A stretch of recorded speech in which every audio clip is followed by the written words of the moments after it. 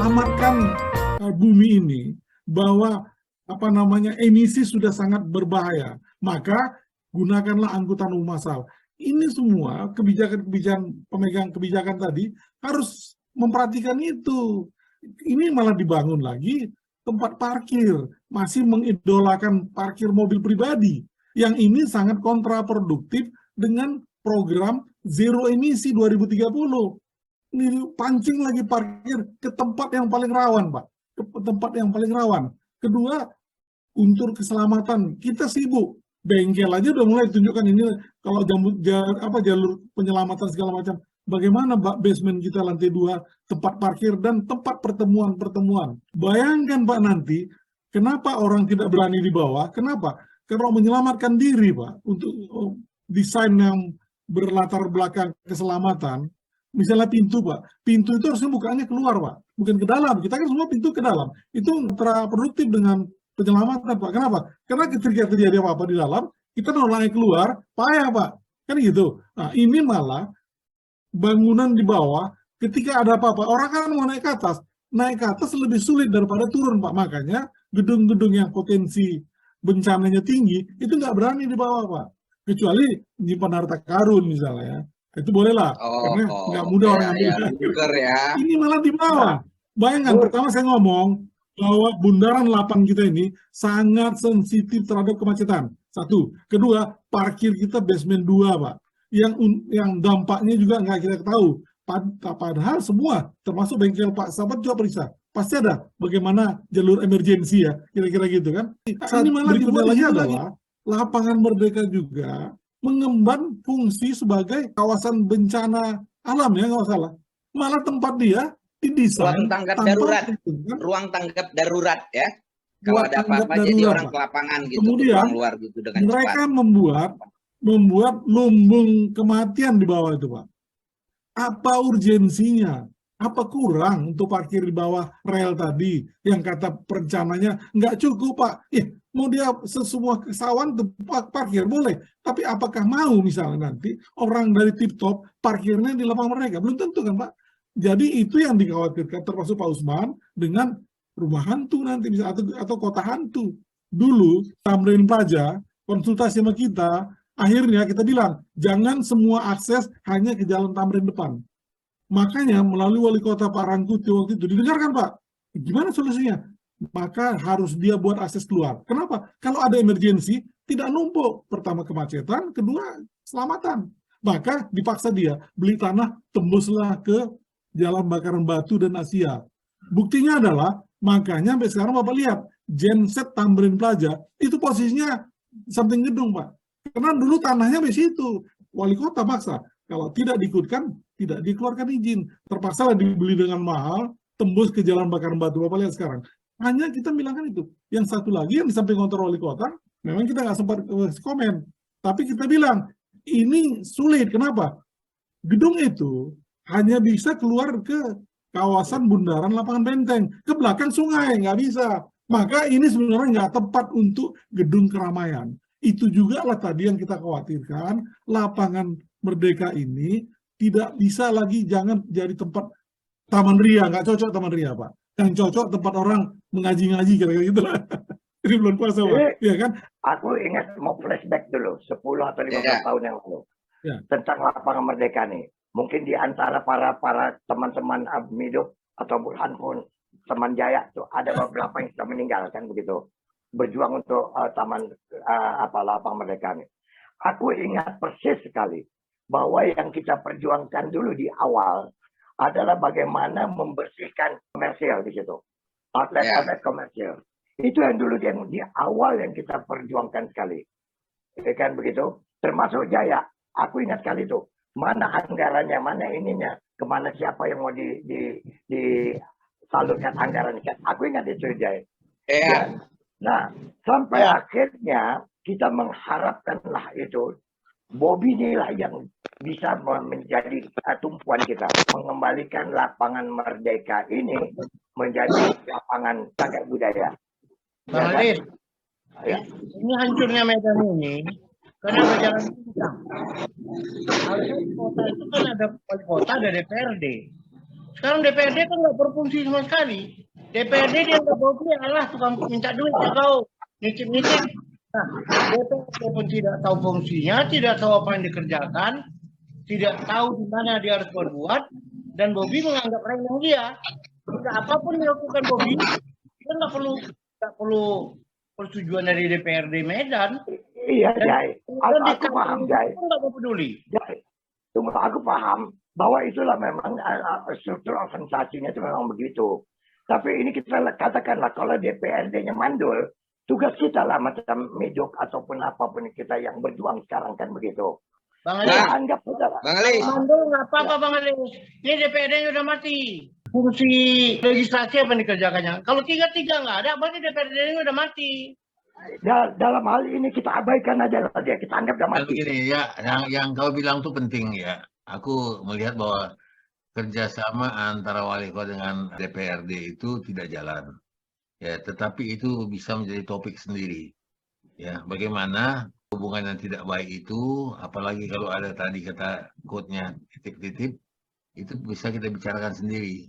Dan itu bukan lagi satu hal yang tersembunyi, itu rahasia umum. Kita tahu bukan antara wali kota dengan DPRD tidak jalan kok, tidak bagus. Jadi tapi itu bisa kita angkat ke satu waktu ya Bang Halis ya, barangkali ya.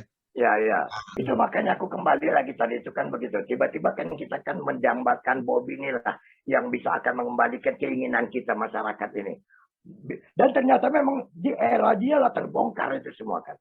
Dia ingin menjadikan itu kembali lapangan merdeka itu seperti yang dimulai, cuma di bawah, itu aja bedanya. Halis, sementara ini Awan sudah standby, kita minta pendapat dia dulu. Ya, pendapat dia tentang lapangan merdeka secara spesifik belum keluar itu, Bang. Tunggu ya, dia ini kan termasuk komunitas sepeda yang selalu menggunakan lapangan merdeka itu kan jadi. Dan pernah, 2015 kita pernah di situ sama dia.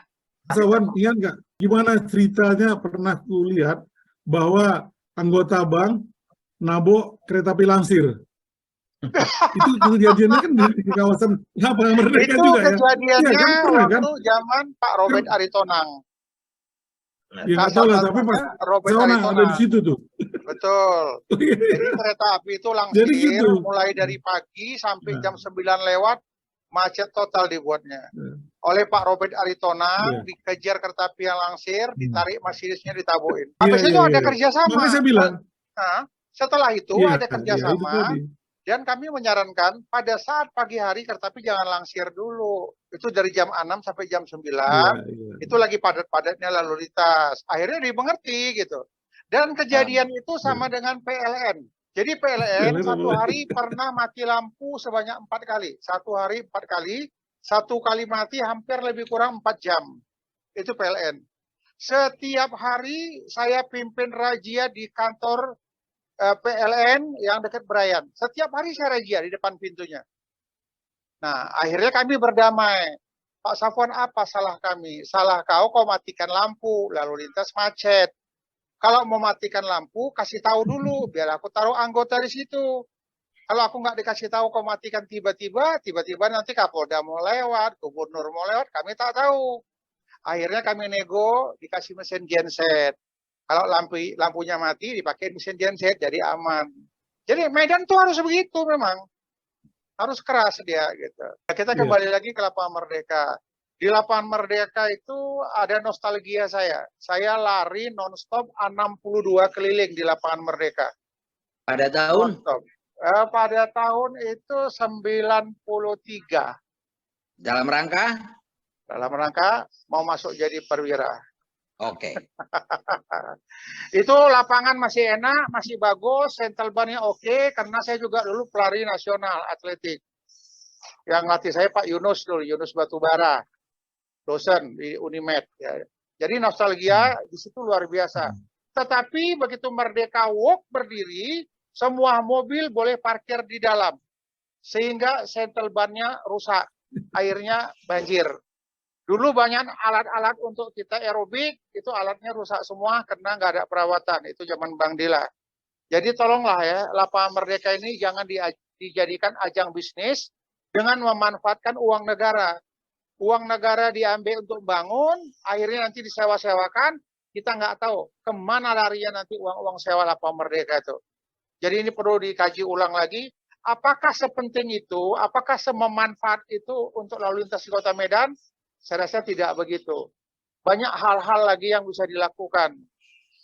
Karena apa? Ya kita nggak tahu juga ya, bukan saya minta diundang sama Bobby, tapi minimal cobalah carilah tokoh-tokoh masyarakat Medan yang mengerti tentang Medan, yang paham tentang perlalu lintasan Kota Medan. Diajak bicara, mungkin ada solusi-solusi yang bisa dikerjakan bersama. Itu yang paling pokoknya untuk saat ini.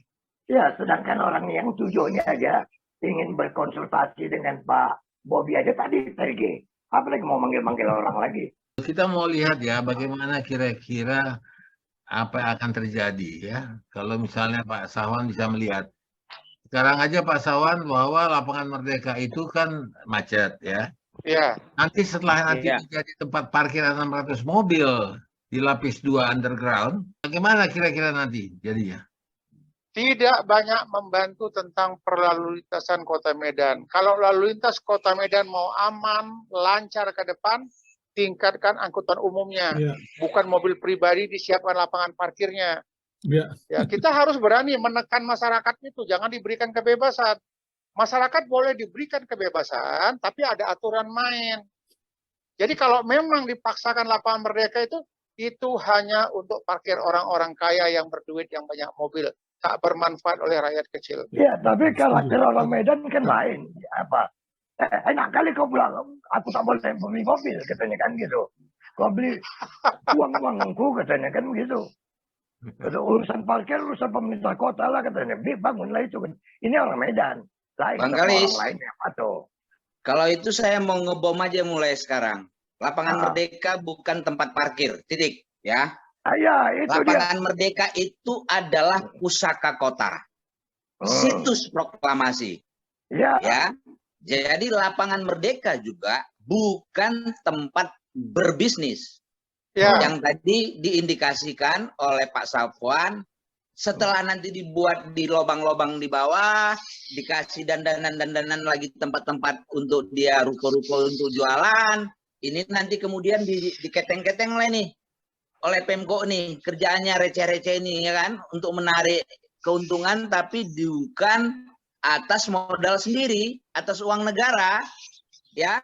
Betul. Nah, jadi ini kita kunci aja nih ya. Sekarang kan gini, Pak Wali bilang melalui Kadis PKP CKTR-nya, yaitu Bapak Endar Lubis, ada rekam jejaknya nih Bang, di dalam rapat RDP maupun di media. Ini bukan keinginan pribadi nih, revitalisasi lapangan Merdeka ini. Dia berani menegaskan itu loh. Ini untuk kepentingan orang banyak. Padahal jembatan penyeberangan dari lapangan Merdeka ke stasiun, waktu buat itu pun dulu Pak Rautman bilang kayak gitu Bang. Walaupun 7 tahun nggak tahu kita apa manfaatnya di situ. Uang sudah hampir 20 M keluar.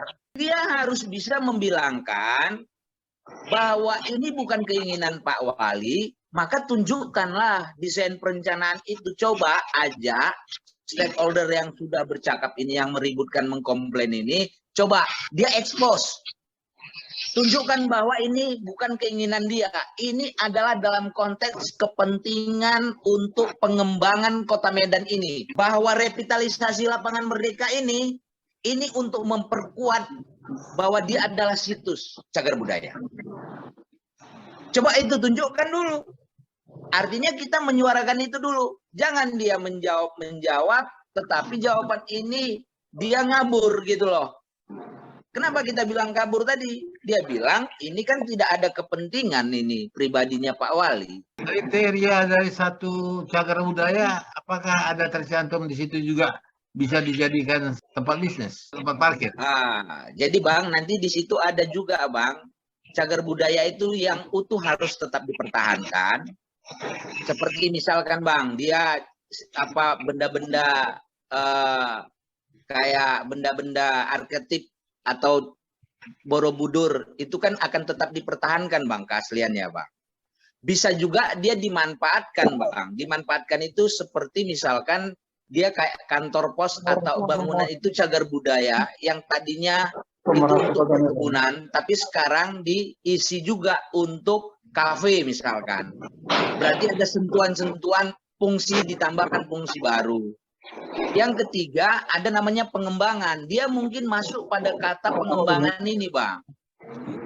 Dia mengembangkan lapangan Merdeka ini melalui dua kata kunci yang kita dengar dari arsiteknya, adaptasi dan revitalisasi.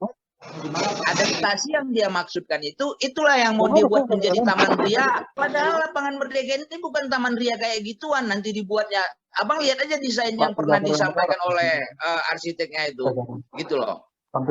Jadi ini karena dia punya keinginan berjalan menurut persepsinya, sementara dia kunci. Dia tidak pernah mau buka open ini pintu untuk menyambut. Ayo, untuk mendengarkan, memberikan hearing, dia expose, dia buat tim khusus untuk meyakinkan bahwa desain ini nanti memang betul secara kajian, secara perencanaan, secara desain, ini memang nggak coba-coba gitu loh, Bang.